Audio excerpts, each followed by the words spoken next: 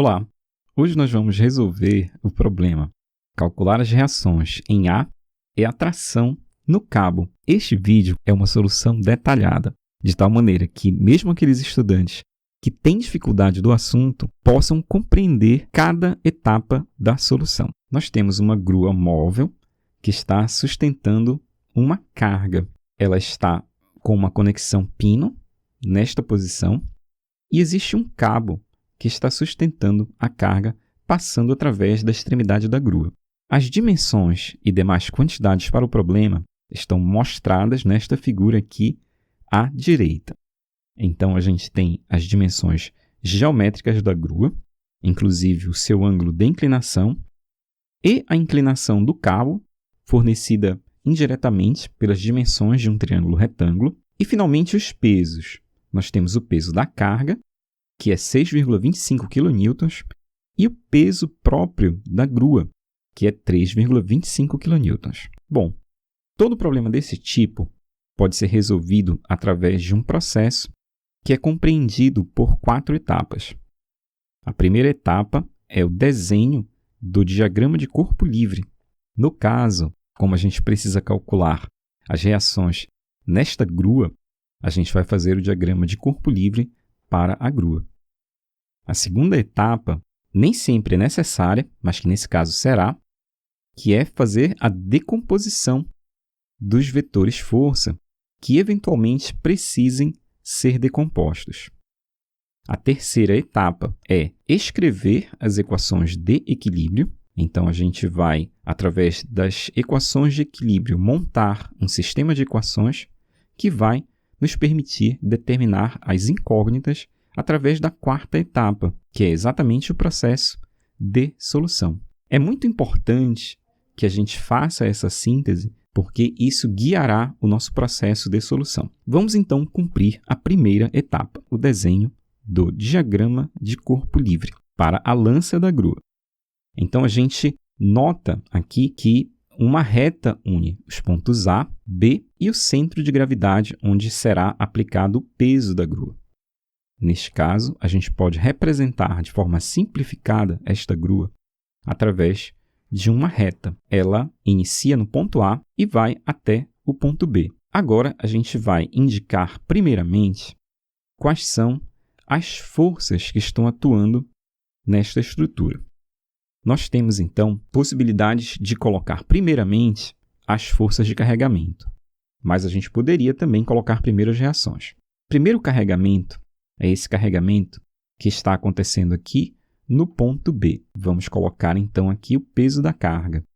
O peso, a gente sabe que ele é sempre vertical, orientado para baixo. Então, a gente vai colocar aqui a força. Como a gente conhece exatamente essa força, vamos indicar aqui 6,25 kN. Agora, nós devemos colocar o peso próprio da grua. Nós vamos indicar aqui a posição do ponto G, que é o centro de gravidade desta grua, e a gente vai desenhar o vetor peso da grua, também vertical para baixo. Vamos indicar que ele possui o valor 3,25 kN. Vamos colocar a força que está agindo no cabo, que vai do ponto B até o ponto C. Então, esta força, ela parte do ponto B e ela vai na direção do ponto C. Ela é uma força inclinada e ela está inclinada exatamente na mesma direção do cabo. Nós podemos chamar de força T. Então, através desse processo, a gente determina a direção dessa força como sendo a mesma direção do cabo. Para indicar no diagrama de corpo livre esta direção, a gente simplesmente pode indicar as dimensões do triângulo retângulo. Mas vamos deixar esse processo de colocar as dimensões para uma etapa posterior. Vamos agora colocar as reações que acontecem nesse ponto A da estrutura. Então, nós vamos desenhar as reações que estão associadas com a conexão do tipo pino no ponto A. Na conexão do tipo pino, nós temos sempre uma reação vertical, que a gente pode chamar, por exemplo, de FAY, porque está no ponto A e a gente está colocando aqui na direção Y, e uma outra FAX, porque ela está no ponto A na direção X. Lembrando que, normalmente, a gente usa nesse tipo de problema um sistema de referência, né? A gente está usando aqui x e y porque normalmente o sistema que é usado é o sistema cartesiano padrão. Y, vertical, direcionado para cima, e X, horizontal, direcionado para a direita. Nós temos agora as forças. Vamos, então, definir quais são as dimensões desse diagrama de corpo livre. Agora, eu vou colocar aqui numa outra cor, apenas para a gente diferenciar.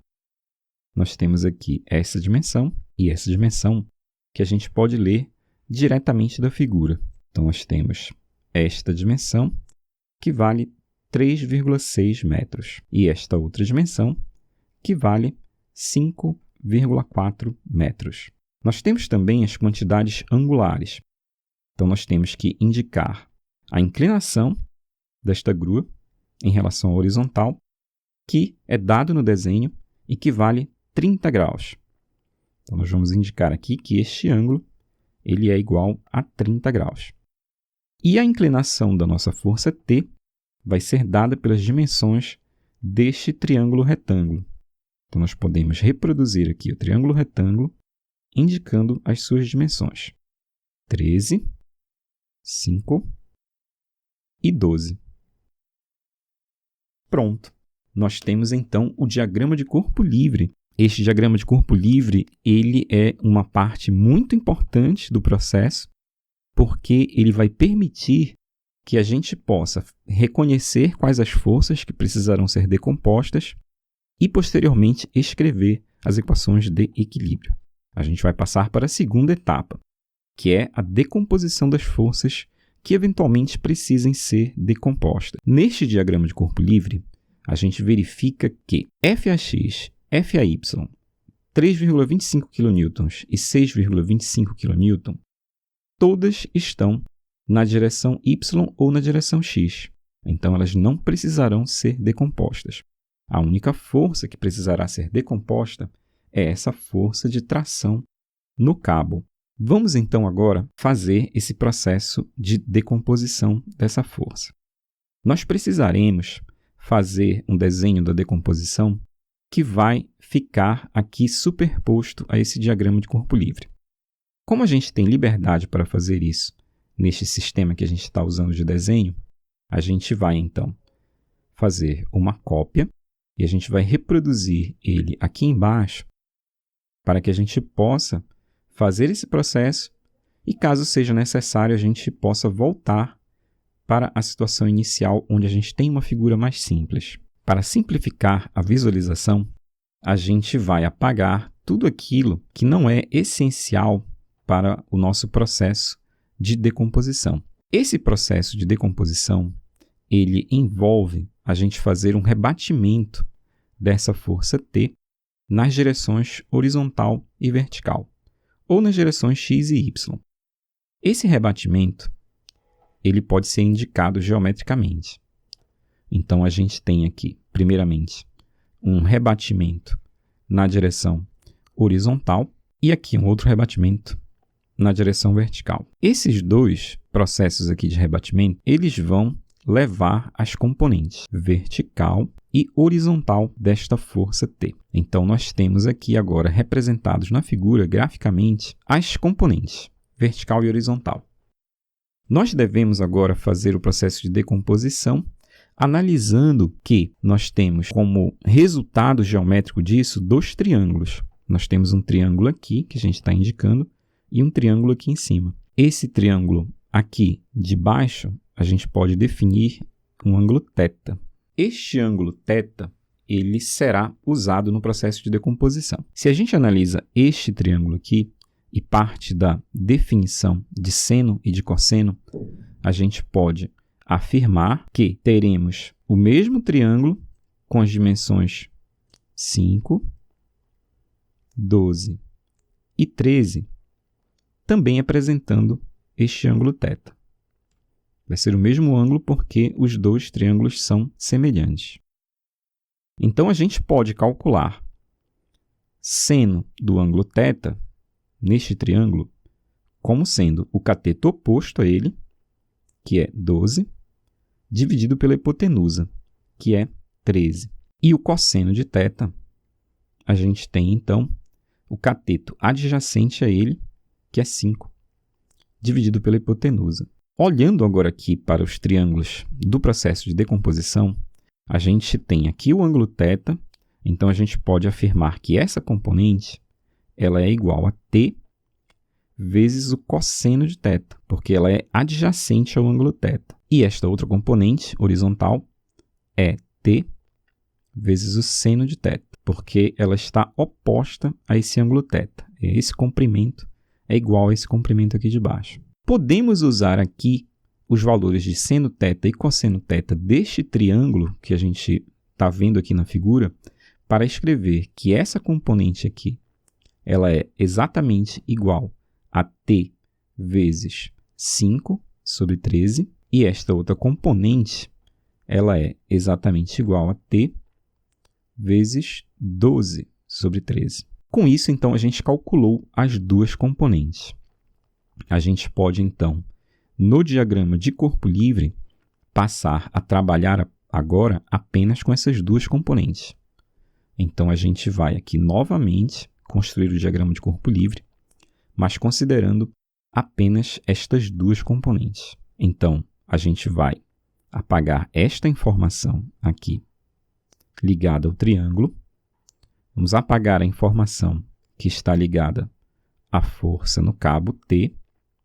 E a gente vai agora colocar as componentes calculadas. Então, nós temos aqui a componente vertical da força T, que vale T vezes 5 sobre 13. E temos a componente horizontal, que vale T vezes 12 sobre 13. Então, a gente fez um procedimento que deixou o nosso diagrama de corpo livre bastante limpo, bastante claro, para que a gente possa enxergar todas as forças que estão atuando. Cabe uma observação importante aqui. Por que na figura, comumente nos exercícios, a gente tem ângulos expressos assim em graus, como está mostrado aqui, e às vezes a gente tem esses ângulos expressos aqui com relação às dimensões de um triângulo retângulo? É porque muitas vezes, quando você está numa determinada situação, principalmente no campo, que você precisa medir um determinado ângulo, você não tem um transferidor, mas você tem uma trena, muito provavelmente, então é mais fácil você medir as dimensões de um triângulo retângulo. Então, por isso, esse tipo de processo é bastante exercitado. Nós temos agora a versão do nosso diagrama de corpo livre com as forças decompostas. Com isso, a gente vai marcar aqui que a gente terminou a segunda etapa. Vamos para a terceira etapa agora, que é escrever as equações de equilíbrio. Nesse momento, a gente tem a compensação de ter tido muito cuidado no desenvolvimento do diagrama de corpo livre. Então, a primeira equação de equilíbrio que vai ser usada é a somatória das forças na direção x igual a zero. Na direção x, olhando para o diagrama de corpo livre, nós temos f(x), que está no sentido positivo do x, e por isso vai entrar positivo na equação. Nós temos t vezes 12 sobre 13, que está no sentido negativo do eixo x, por isso vai entrar negativo na equação de equilíbrio. Então, menos t vezes 12 sobre 13. E essas duas forças são as únicas forças na direção x atuando no problema. Então, a gente vai simplesmente agora igualar este resultado a zero. Vamos escrever agora a segunda equação de equilíbrio. Somatória das forças na direção y igual a zero. Olhando as forças na direção y, nós temos FAY positivo em relação ao eixo y. Então, vamos escrever aqui, mais FAY. Nós temos 3,25 kN no sentido negativo do eixo y. Então, menos 3,25 kN. Não vamos colocar aqui a unidade. Temos a outra força no sentido negativo também, menos 6,25 kN. E a gente tem, além disso, esta componente da força T, também no sentido negativo do eixo y, menos T vezes 5 sobre 13. A gente iguala a zero. Neste momento, a gente, analisando as equações, a gente tem FAX como incógnita, FAY como incógnita e T como incógnita. Nós temos 3 incógnitas nas equações. Então, a gente vai precisar de uma terceira, a equação da somatória dos momentos. Nós podemos fazer essa somatória dos momentos em torno de qualquer um desses pontos. Mas nós vamos usar o ponto A para fazer esse processo. Vamos analisar cada uma das forças. Quando a gente tem a linha de ação das forças que passa pelo próprio ponto em torno do qual a gente está calculando o momento, essas forças não são capazes de gerar momento na estrutura, porque o braço de alavanca delas é igual a 0. Então, se a gente desenha, por exemplo, a linha de ação desta força, primeiramente vamos analisar a força FAY. Vamos desenhar aqui a linha de ação dela. Então, nós teríamos uma linha de ação que passa pelo ponto A. Como essa linha de ação passa pelo ponto A, não tem braço de alavanca, não tem como gerar momento. A força FAX também, a linha de ação dela passa pelo ponto A. Não há como a gente gerar momento neste caso. Vamos analisar agora as outras forças que atuam no sistema. Primeiramente, vamos analisar essa força de 3,25 kg, que é o peso próprio da grua. Então, quando a gente aplica essa força, a linha de ação dela não está mais passando pelo ponto A. A gente tem a linha de ação passando por aqui. Essa linha de ação não passa pelo ponto A. Então, existe um braço de alavanca, existe um momento. Poderia causar uma rotação em torno do ponto A. Então, a gente tem que entrar com esse momento na equação. O momento, nesse caso, vai ser igual a força de 3,25 kN vezes o braço de alavanca. Então, a gente tem 3,25 kN, que é a força, e a gente tem que multiplicar pelo braço de alavanca.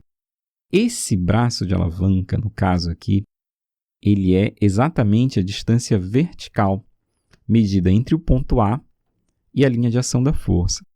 Essa distância é marcada aqui.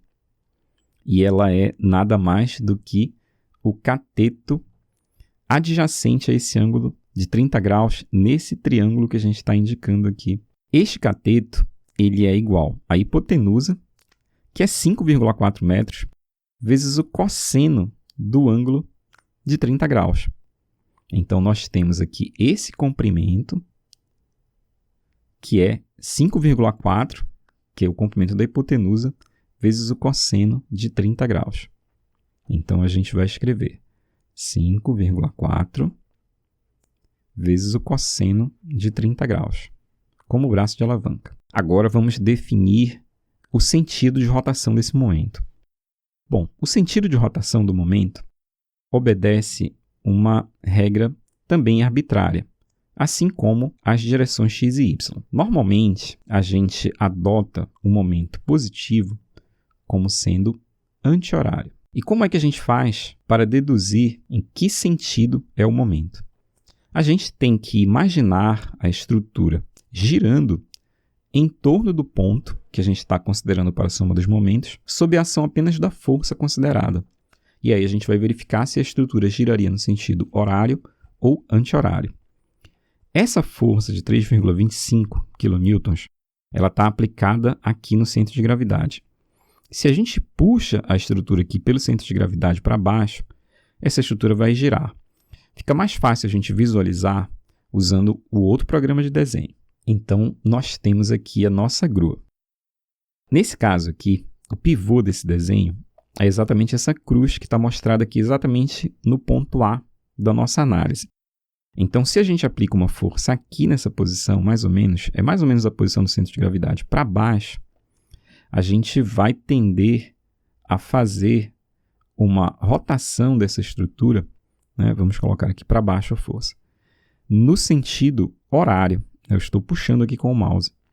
Então, a gente rotacionaria essa estrutura no sentido horário se a gente aplica o peso aqui de cima para baixo. Então, como é no sentido horário, a gente tem, então, esse momento que ele é um momento negativo. Então, a gente vai colocar aqui o sinal de menos. Vamos agora analisar essa força de 6,25 kN. Ela também teria um momento negativo. Vamos voltar lá para o outro programa de desenho. Quando a gente aplica uma força aqui na extremidade para baixo, a gente também vai rotacionar a estrutura no sentido horário. A gente deve colocar o sinal negativo neste momento. Vamos colocar a força, 6,25 kN, e o braço de alavanca. Esse braço de alavanca, no caso aqui, é essa distância completa do ponto A até aqui a linha de ação da força de 6,25 kN. Então, seria essa distância completa aqui, do ponto A até a linha de ação da força, medida perpendicularmente, né? Como foi o caso aqui dessa outra força, de 3,25. Então, nós temos aqui 5,4 vezes cosseno de 30 graus, essa distância daqui para cá, e essa outra distância é simplesmente 3,6 vezes o cosseno de 30 graus. Então, a gente pode escrever 5,4 vezes cosseno de 30 graus mais 3,6 vezes o cosseno de 30 graus. Então, esse é o resultado do momento causado por essa força. A força T vezes 5 sobre 13, ela está exatamente no mesmo sentido da força de 6,25. Então, o momento dela também vai ser negativo. O módulo dela, né, é T vezes 5 sobre 13. E o braço de alavanca é o mesmo braço de alavanca da força de 6,25.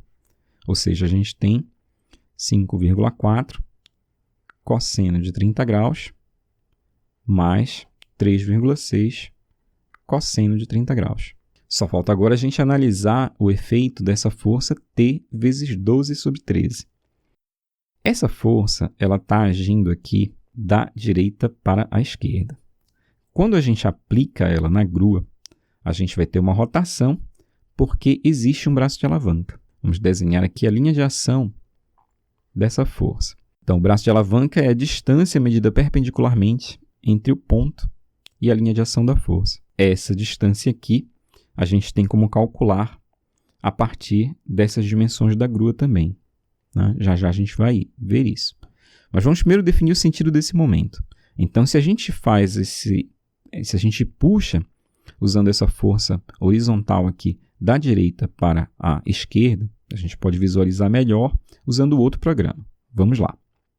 Então, nesse caso aqui, a gente aplicaria a força no sentido da direita para a esquerda. Então, a gente rotacionaria a grua no sentido anti-horário.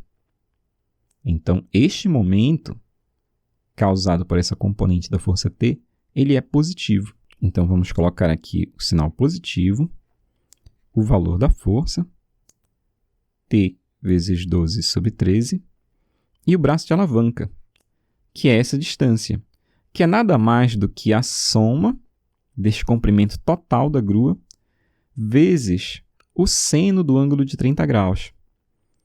Então, seria equivalente a esse cateto desse triângulo maior aqui.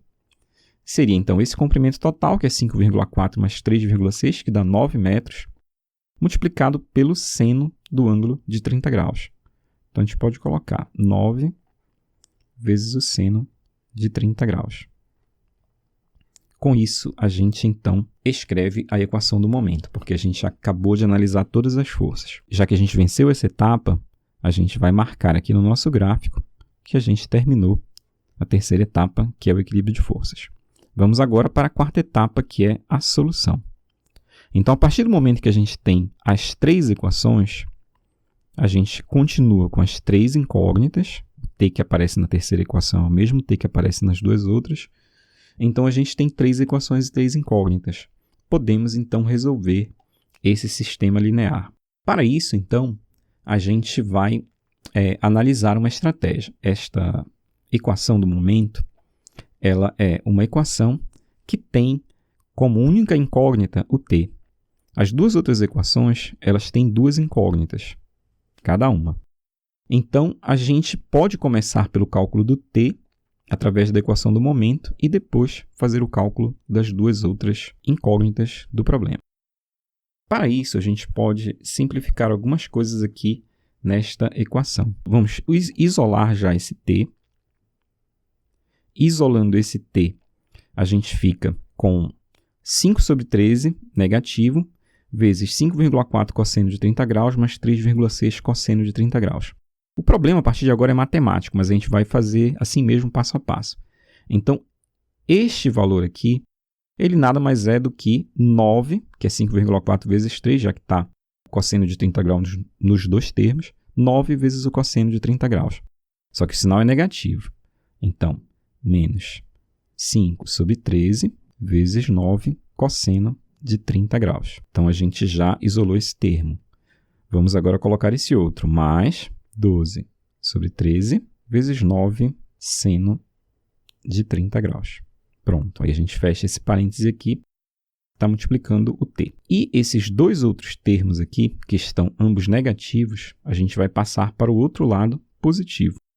Então, 3,25 vezes 5,4 cosseno de 30 graus, mais 6,25. E aqui a gente tem como também simplificar esse termo, porque tem o cosseno de 30 nos dois lados, 5,4 mais 3,6 é 9.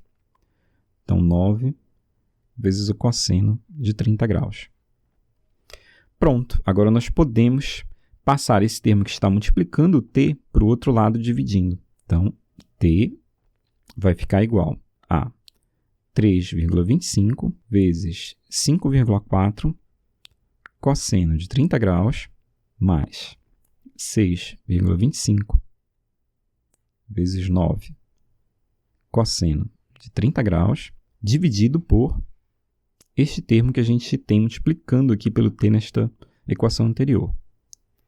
Menos 5 sobre 13 vezes 9 cosseno de 30 graus mais 12 sobre 13 vezes 9 seno de 30 graus. Então, com isso, a gente pode fazer o cálculo. É um cálculo que você tem que ter cuidado ao fazer na sua calculadora científica, mas fazendo esse cálculo, a gente chega até o valor aproximado de 55,6 kN. Então, este é o valor da tração no cabo.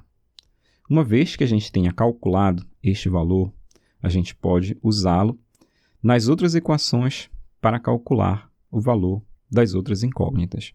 Então, vamos primeiramente usar aqui a equação da somatória das forças na direção x. Então, nós temos F(x), a gente pode passar esse termo para o outro lado, ele vai ficar positivo, t vezes 12 sobre 13. Como a gente já conhece o valor do t, então a gente pode escrever 55,6 vezes 12 sobre 13. O resultado desse cálculo, você fazendo na calculadora, vai ser aproximadamente igual a 51,3 kN. E, finalmente, substituindo o valor de t na equação da somatória das forças na direção y, a gente pode isolar o FAY.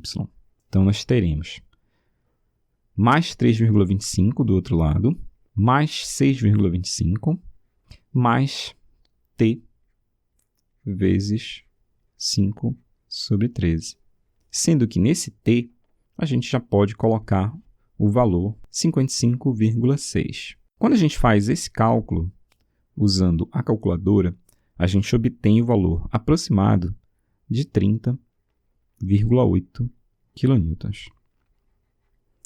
Então, com esse processo, a gente termina a solução do problema do cálculo das reações e da tração no cabo. Então, desta maneira, você pode aplicar este processo para diversas outras situações que você esteja analisando ou projetando. Se você gostou deste vídeo, compartilhe, assine o canal e acione o sino de notificações para saber quando novos vídeos serão lançados.